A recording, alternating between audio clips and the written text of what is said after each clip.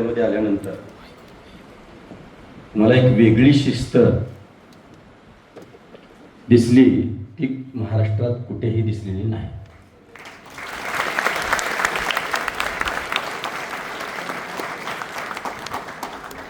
असं मी सगळीकडेच म्हणत असतो,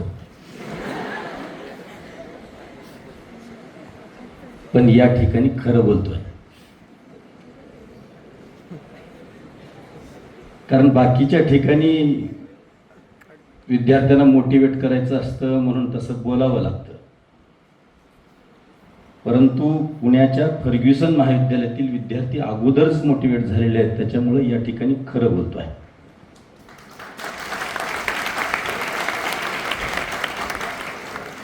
विद्येचं माहेरघर म्हणून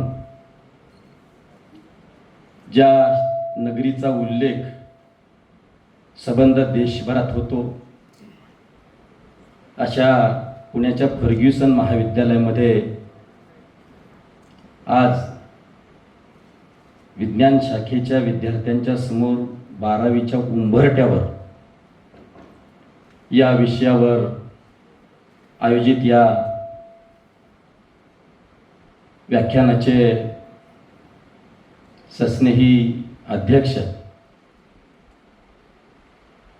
आपल्या ज्युनियर कॉलेजचे उपप्राचार्य प्राचार्य डॉक्टर डी कुंभार सर, माझ्या अगोदर ज्यांनी या ठिकाणी मनोगत व्यक्त केलं असे माझे सस्नेही बार्टीचे प्रमुख प्रशांत ठाकूर, ज्यांनी माझा उत्कृष्ट अशा पद्धतीचा परिचय करून दिला असे आमचे सस्नेही डॉक्टर जगदीशजी पाटील सर, उत्कृष्ट अशा पद्धतीचं सूत्रसंचलन करणारे डॉक्टर मुरलीधरजी बेतल्लू, सर्व प्राध्यापकगण, विद्यार्थी मित्र, बंधू आणि भगिनींनो, मुळात कुठून सुरू करू हा प्रश्न आहे माझ्यासमोर. ले मशाले चल पड़े हैं लोग मेरे गांव के, अब अंधेरा जीत लेंगे लोग मेरे गांव के, हा आशावाद घेऊन इसवी सन 1885 साली वी चिपळूणकर, आगरकर, लोकमान्य टिळक,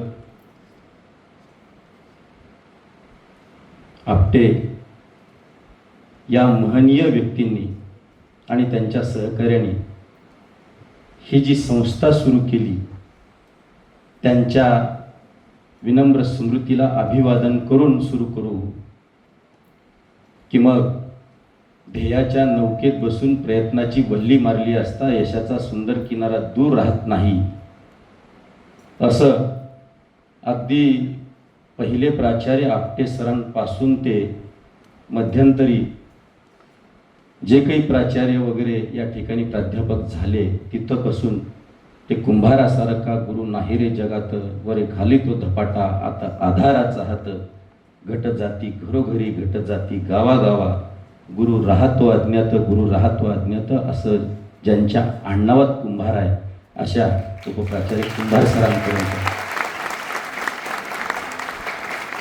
यांच्यापासून सुरू करू कि मग आकाश को कैसे सुराग नहीं होता, एक पत्थर तो तबीयत से उछालो यारो, असं या ठिकाणी शिक्षण घेऊन या राष्ट्राला आणि जगाला दाखवून देणाऱ्या विनायक दामोदर सावरकर असतील किंवा या देशाचे माजी पंतप्रधान व्ही.पी. सिंग असतील, नरसिंह राव असतील, प्राचार्य प्र.के. अत्रे असतील, पु ल देशपांडे असतील, श्रीराम लागू असतील, अशा अनेक उच्चतम विद्यार्थ्यांपासून सुरू करू की मग प्रचंड आशावाद ठेवून माझा विद्यार्थी या देशाचा समृद्ध नागरिक आणि या जगतावर अधिराज्य करणारा होणार आहे, किंबहुना अभियंता किंवा डॉक्टर होऊन या देशाची सेवा करणार आहे, हा अदम्य विश्वास ठेवून या महाविद्यालयात प्रवेशित केलेल्या पालकांपासून सुरू करू, हा माझ्याकडे प्रश्न आहे. परंतु सगळ्या प्रश्नांची उत्तरं या ठिकाणी मिळतील अशा फर्ग्युसन महाविद्यालयामध्ये माझं हे आजचं व्याख्यान होतंय. हा माझा बायोडाटा वाढविणारं व्याख्यान ठरेल, हे मात्र मी अदम्य विश्वासानं आणि अगदी खात्रीपूर्वक सांगतो.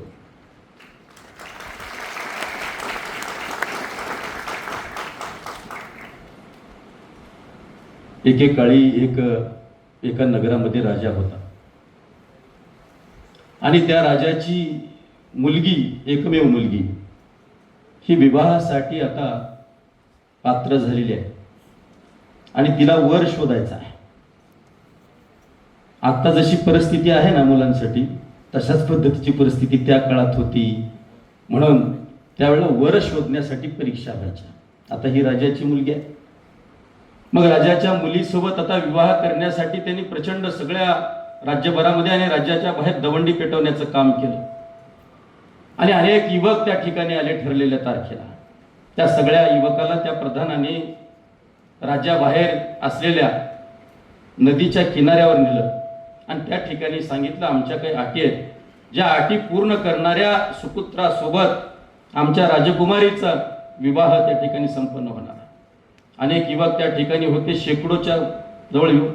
आता राजपुत्रीशी लग्न करायचं, सगळेजण उत्सुक आहेत आणि सगळे युवक त्या ठिकाणी त्या अटी ऐकण्यासाठी उत्सुक आहेत. प्रधानाने माईक नसेल त्यावेळेला, परंतु त्यांच्या पद्धतीनं त्यांना सूचना दिल्या. काय सूचना दिल्या? हे भलं मोठं पात्र आहे म्हणजे नदीचं, मुळ आणि मुठापेक्षा सुद्धा मोठं, आणि हे जे पात्र आहे ह्या पैल तीरावर तुम्हाला पोहत आपल्याला हा पैल तीर गाठायचा आहे. ऐल तीरावरून पैल तीरावर आपल्याला जायचं.